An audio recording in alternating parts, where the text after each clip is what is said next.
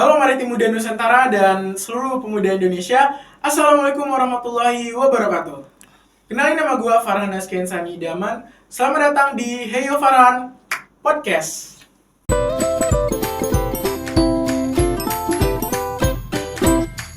Pada episode kali ini saya akan mengangkat pembahasan mengenai apa sih peran pemuda dan Gen Z dalam mencapai Indonesia Emas 2045. Tentu pembahasan kali ini saya tidak sendirian, sudah ada Restiani dan Azari bersama kita di sini. Boleh tepuk tangannya dulu. Halo Restiani dan Azari, apa kabarnya nih? Halo An. Halo An, alhamdulillah baik. An sendiri gimana? Alhamdulillah baik.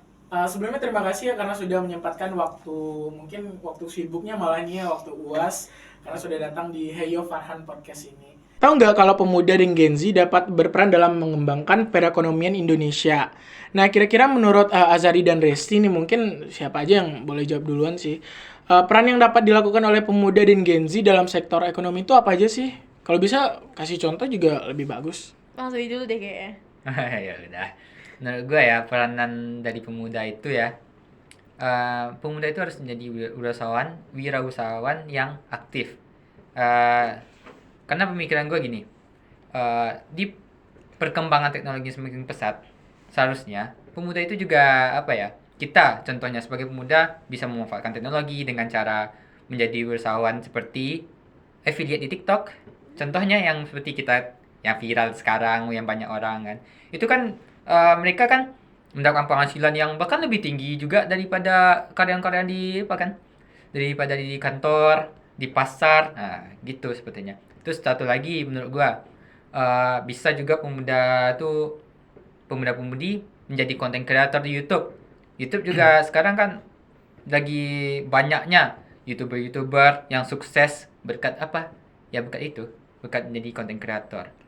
Tapi menurut gue sih kalau misalnya kalau dilihat ditimbang lagi sih, tapi jadi content creator itu kan banyak banget faktor penghambat gitu. Misal kayak device-nya, contohnya harus iPhone gitu kan. Anak-anak Gen Z sekarang kan harus iPhone biar lebih mulus gitu, apa segala macem lah. Kira-kira tanggapan Azari tentang itu gimana tuh? Dengan hambatan yang ada itu, bisa nggak pemudi itu yang kayak Azari bilang jadi content creator atau jualan di affiliate TikTok? Karena kan persaingan juga sudah cukup ketat. Ya menurut gua ya dari pertanyaan lu tadi, itu sepertinya kalau kita pengen satu hal atau mewujudkan diri kita itu sukses, ya kita harus berani untuk bertindak gitu.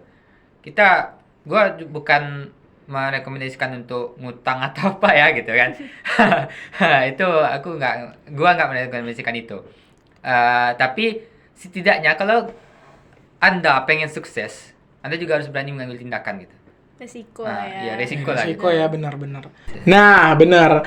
Kalau soal masalah ngutang nih, ada tuh pepatah ngatain, kalau nggak salah pepatah sih ya, orang kaya itu memang harus berutang dulu untuk berbisnis gitu. Nah, tanggapan mungkin Resti atau Azari bisa jawab? Kalau Resi sih kurang setuju ya sama tanggapan kayak gitu.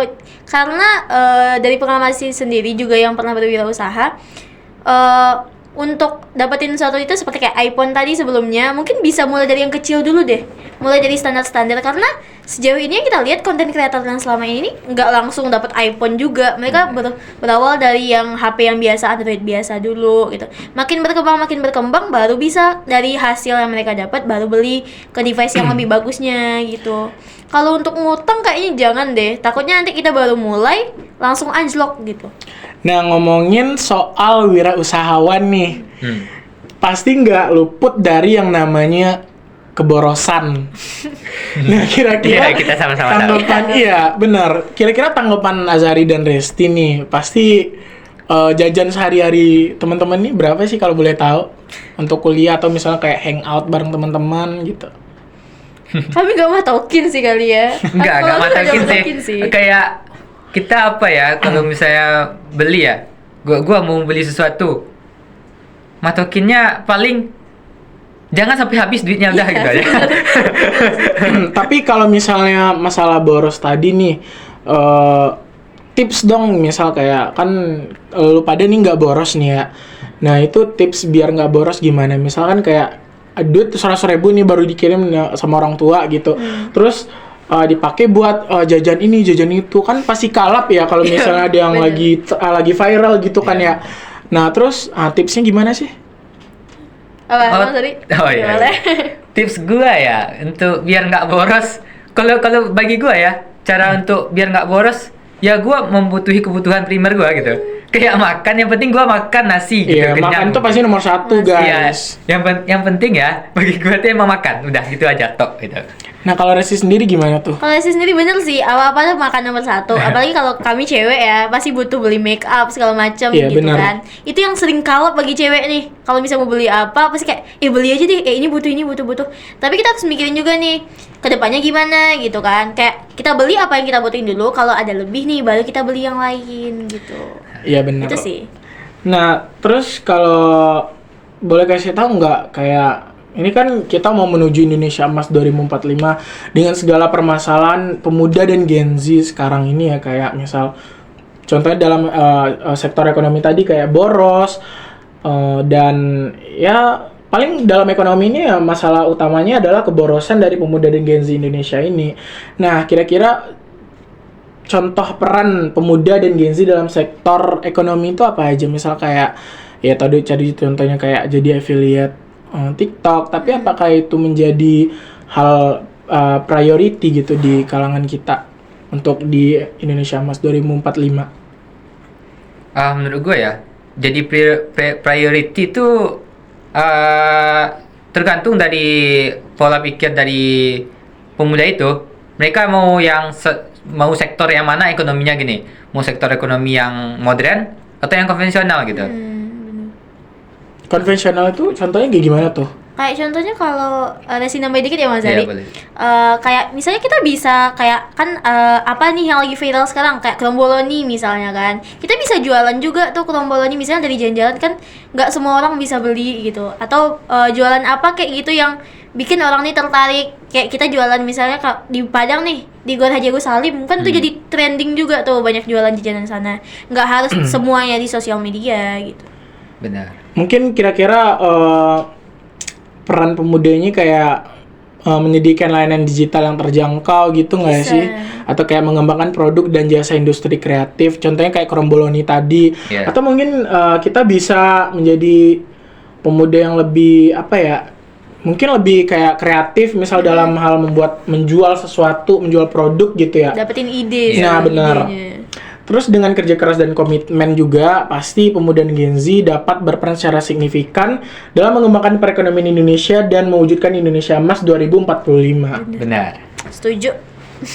Nah, ngomongin soal bisnis atau ekonomi, pasti nggak bakalan jauh dari yang namanya pendidikan nih teman-teman. Nah, menurut teman-teman seberapa penting pendidikan dalam bisnis atau mungkin lingkup yang lebih luas gitu? Mungkin bisa dijawab dari Azari atau Resti dulu deh. Kita dulu deh. Ya, Boleh, dari Resti dulu deh. Kalau pendidikan itu penting banget sih, karena itu asal muasalnya dari segala-galanya gitu kan. Kita dari lahir aja kita udah dididik sama orang tua kita gitu kan. Apalagi pendidikan akademik di sekolah selama 12 tahun, belum lagi kuliah, apalagi kalau udah kuliah yang berhubungan sama bisnis kan. Itu pemuda harus memahami banget nih kayak mana tips and trick dan bagaimana kemampuan untuk bisa melanjutkan Indonesia yang lebih baik nantinya. Nah, menurut Azari sendiri gimana tuh soal ya seberapa penting pendidikan di Indonesia? Lemes banget Itu sih, nggak santai. itu nggak bisa satu pertanyaan lagi ya menurut gua. Itu udah sepertinya seharusnya gitu. Ya emang harus gitu. Pendidikan itu adalah faktor utama di kemajuan bangsa. Yes, good. Nah, karena kita udah melihat ya banyak ya kayak stigma-stigma mungkin generasi sebelum dari kita nih kayak bilang Gen Z itu kayak kurang ajar, sopan. Nah, menurut teman-teman penting gak sih pendidikan moral sejak dini atau mungkin nggak perlu dia ada matematik gitu di ITK gitu? Matematik di TK. Iya kayak maksudnya kayak hitung-hitungan atau segala macam itu kan di TK kan kayak ada tuh dikasih pressure juga, diajarin perhitungan, padahal kayaknya emang lebih penting pendidikan moral nggak sih? Nah menurut tanggapan dari lu atau Resti gimana nih? Ya, gua ya.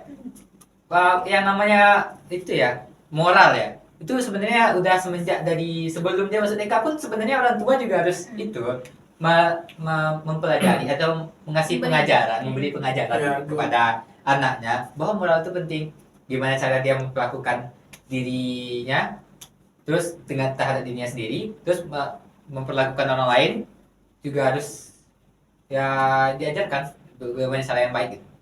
Iya, benar.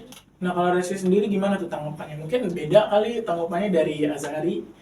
Nggak jauh beda sih sebenarnya, karena apa ya, moral itu kan penting. Seperti kata Bang Zari, kita dari lahir Ya. aja udah diajarin tuh kayak mana bersikap segala macam. Dan kalau masalah ketaan tadi apa matematika di TK, Iya. itu kayaknya apa sih, kurang tepat ya, kayak lebih sesuai apa yang dibutuhin dia seusia dia gitu. Iya itu. Jadi kayak benernya. kita di usia kita apa yang kita butuhin itu yang diajarin gitu. Benar, sistem di pendidikan Indonesia ini sebenarnya perlu Itu diubah kan. gitu. Iya. Nah, gua Masa udah kecil, udah kecil, maksudnya masih Masih kecil kecil. gitu.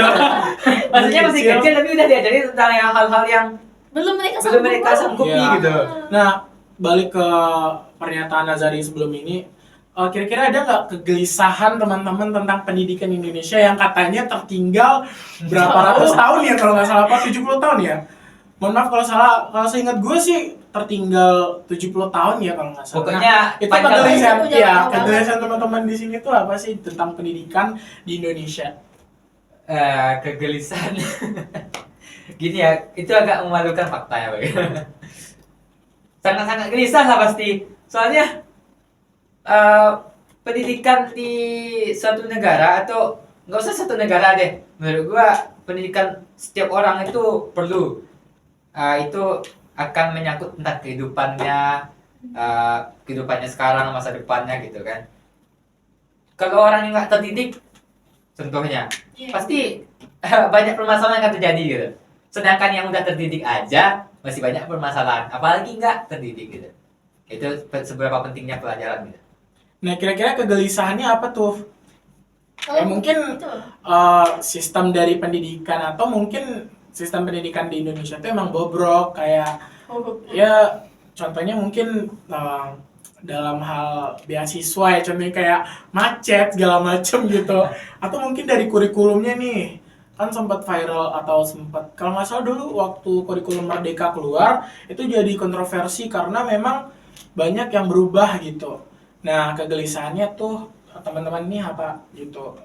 Kegelisahan kalau itu sendiri sih, kayak aku sebagai masih yang menuntut pendidikan ya sekarang, itu tuh kegelisahan yang paling itu kayak kemampuan kita untuk menyerap tuh pelajaran yang dikasih itu sih, kayak karena kebanyakan apalagi Gen Z sekarang nih, karena terlalu banyak pendidikan yang masuk, pendidikan yang nggak sesuai, akhirnya depresi, bunuh diri sekarang lebih banyak kan.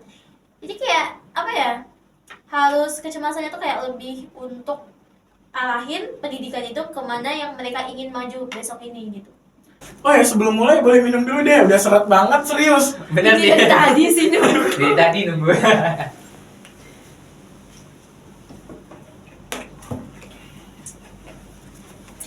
Nah, untuk contoh peran pemuda dan Gen Z dalam sektor pendidikan ini, selain dari yang kita mention sebelumnya tuh, menurut teman-teman apa aja sih? Menurut gua ya, yang pertama itu mengembangkan industri aplikasi pembelajaran yang efektif dan inovatif. Yang kedua tuh mendirikan yayasan pendidikan khususnya di kota-kota terpencil, di daerah-daerah terpencil, karena akses atau perkembangan pendidikan itu sangat jauh kali kalau di daerah terpencil dengan daerah kota. Itu salah satu tantangan terbesar, tantangan terberat dari pemerintah Indonesia. Tapi tentunya untuk permasalahan itu pasti banyak permasalahan izin atau segala macamnya kan. banyak problem Nah, sih. emang itu jadi PR juga buat pemerintah Indonesia soal pendidikan di daerah terpencil nih, teman-teman semuanya. Nah, terus ada lagi nggak kira-kira contoh peran pemuda di sektor pendidikan?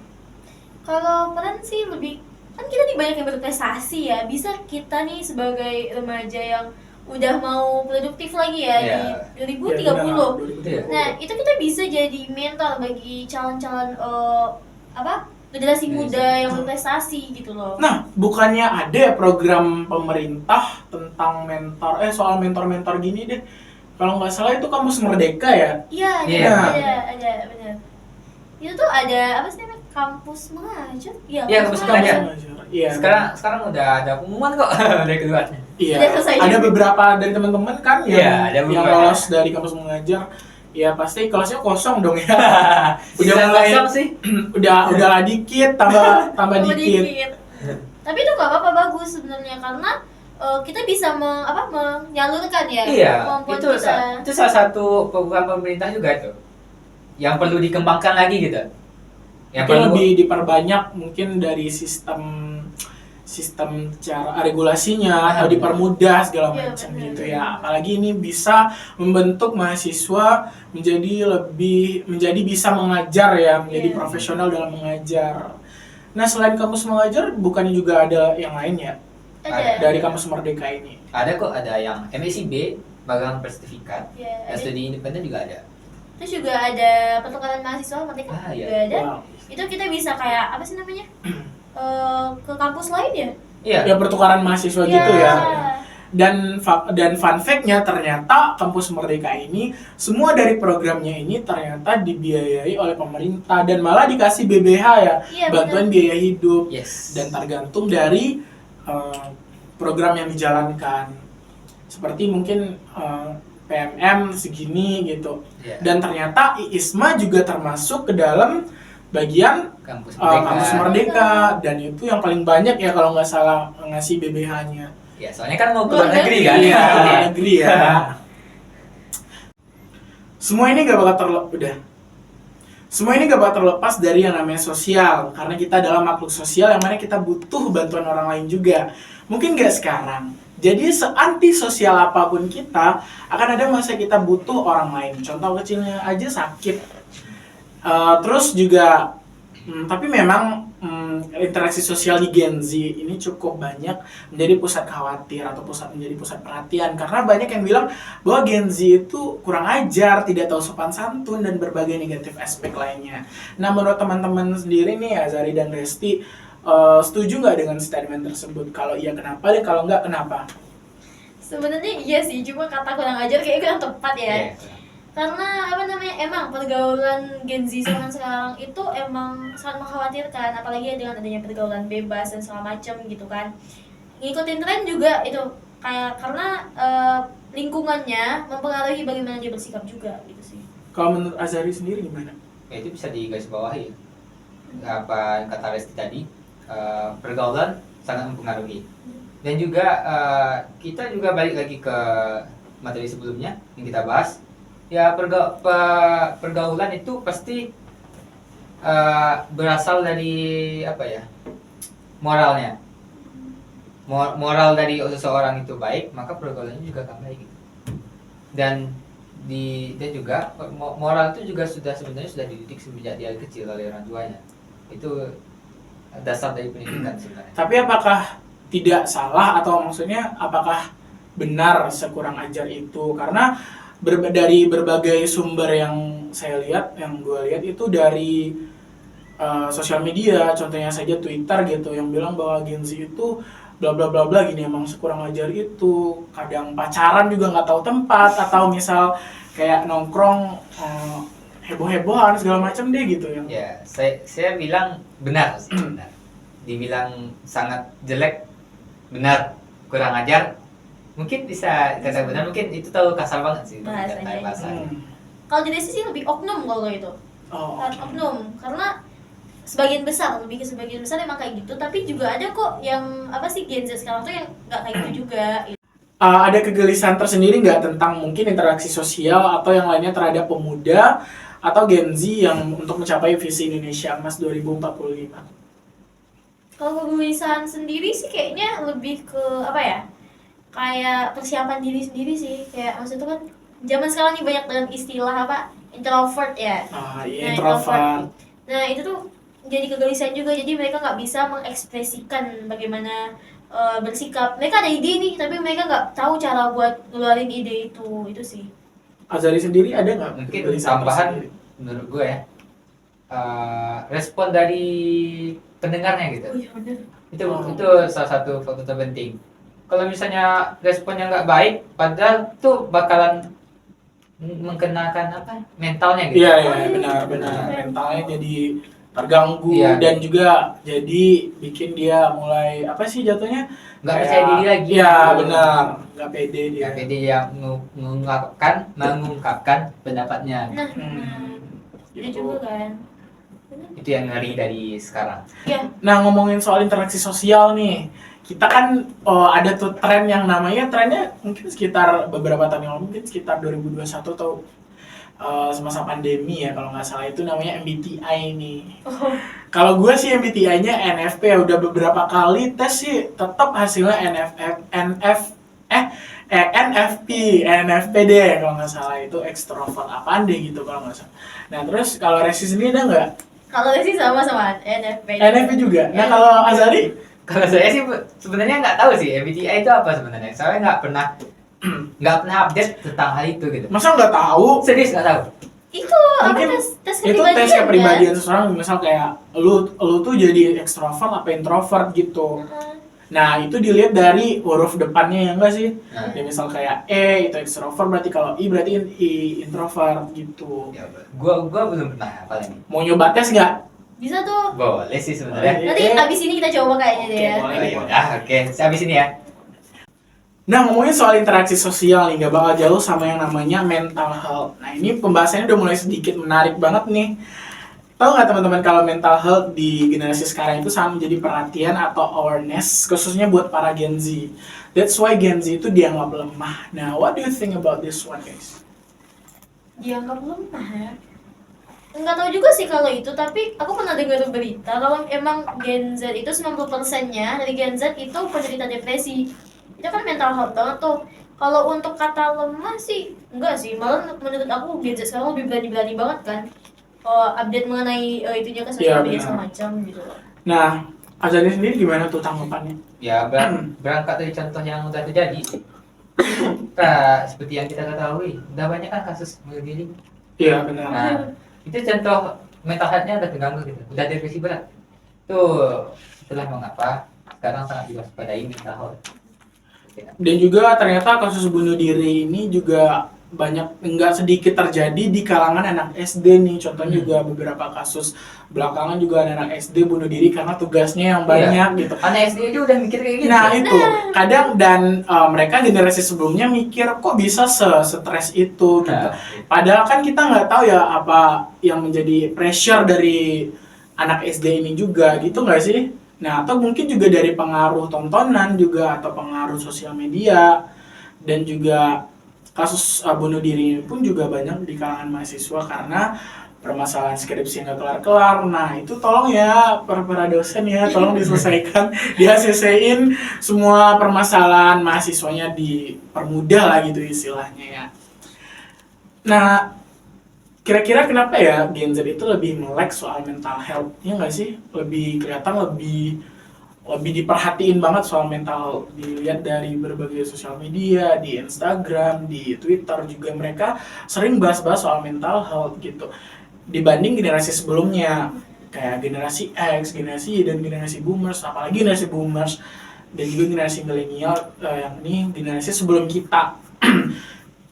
Like for example ketika anaknya ngeluh dijawab kurang bersyukur, pasti pernah dengar gak sih teman-teman? Sering. Nah ya untuk menjawab pertanyaan yang mungkin bersarang di kepala kita semua, yuk kita lihat cuplikan berikut yuk. Boleh. Let's check it out.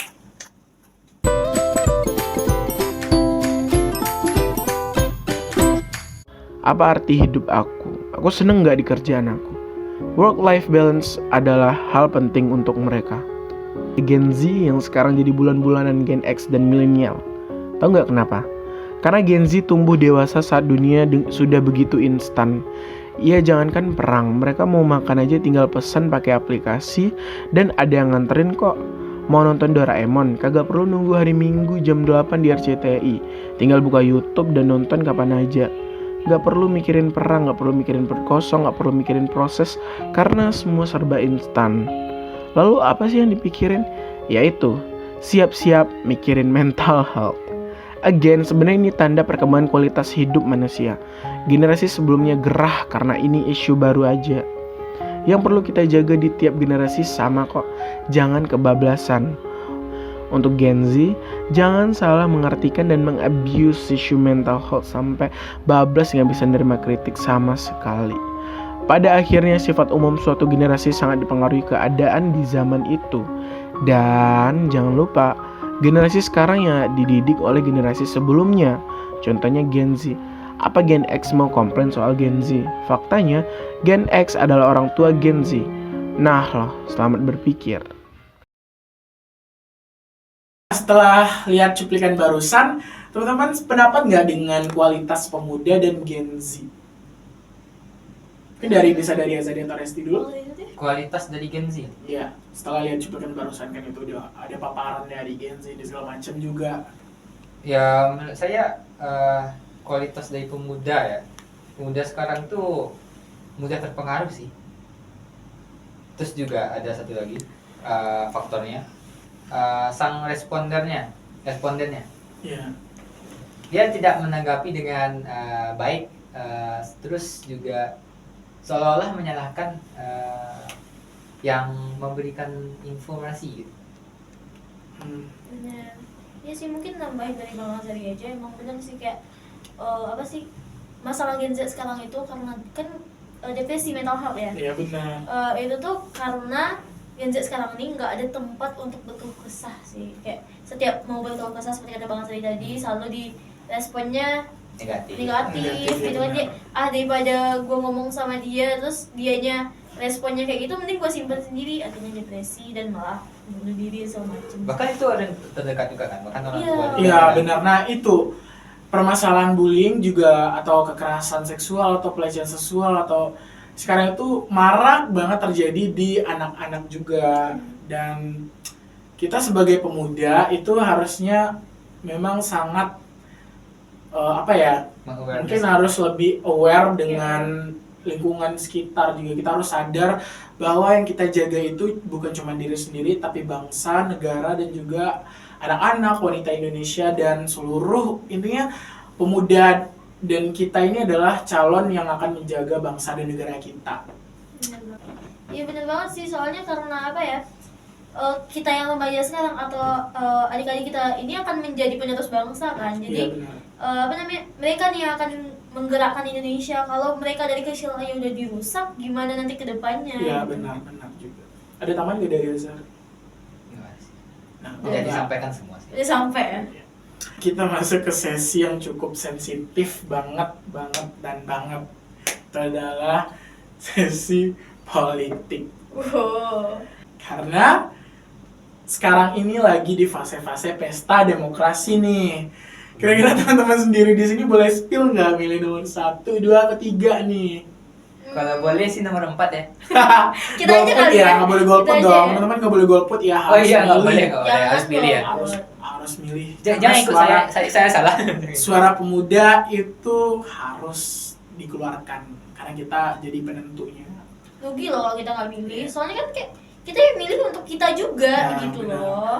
Kira-kira boleh spill nggak nih? 1, 2, atau 3? Nggak boleh, ingat rahasia. Lo berjurdil. Berjudul ya. Boleh.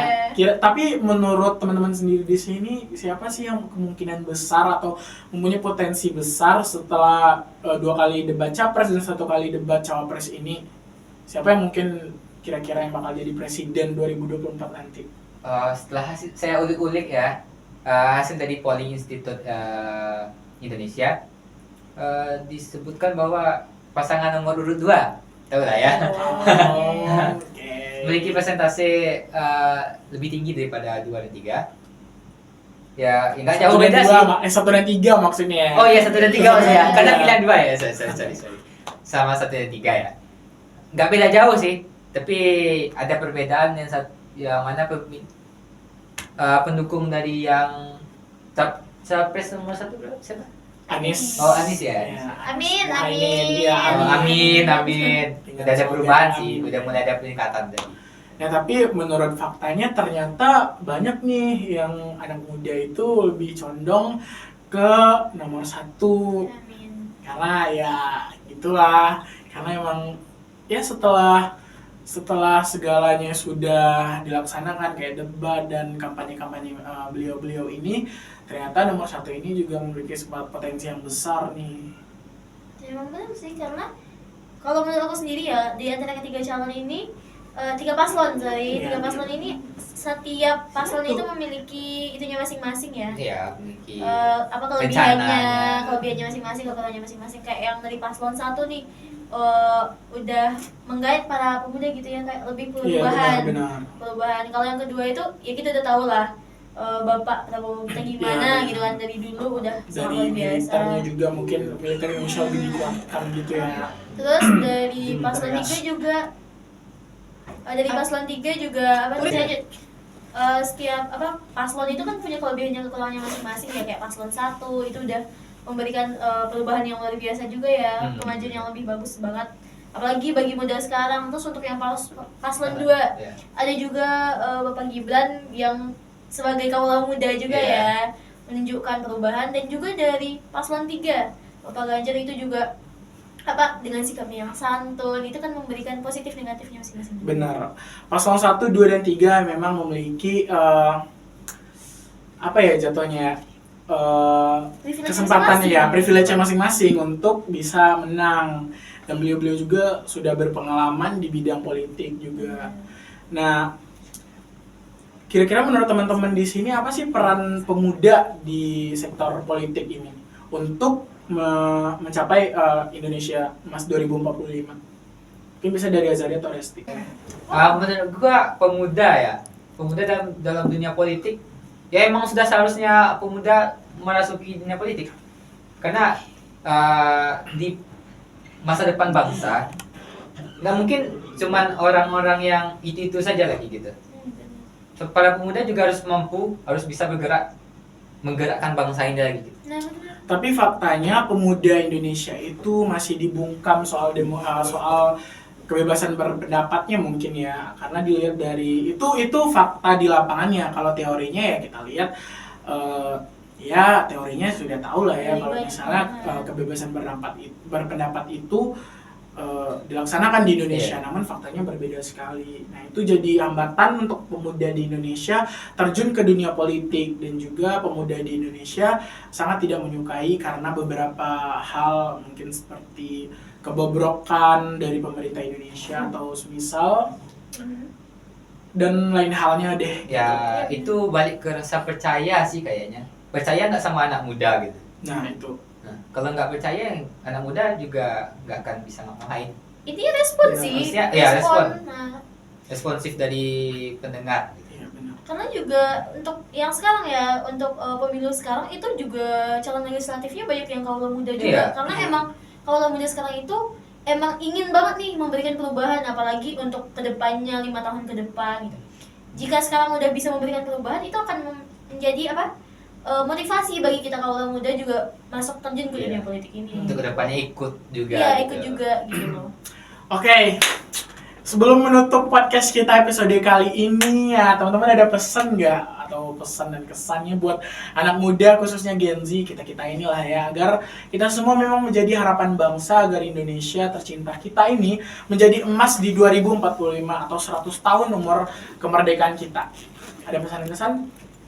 Kalau mungkin pesan aja buat kita semua ya, buat kita, bukan buat kalian, tapi kita semua, saya juga, kami di sini juga. Itu pertama, itu yang paling penting itu adalah kebebasan untuk berekspresi, ekspresikan diri kamu, bagaimana kamu ide-ide kreatif kamu keluarkan, karena dari situ kamu bisa mengembangkan lagi nih kemampuan kita sebagai kaula muda untuk kemajuan Indonesia nanti di 2045. 45.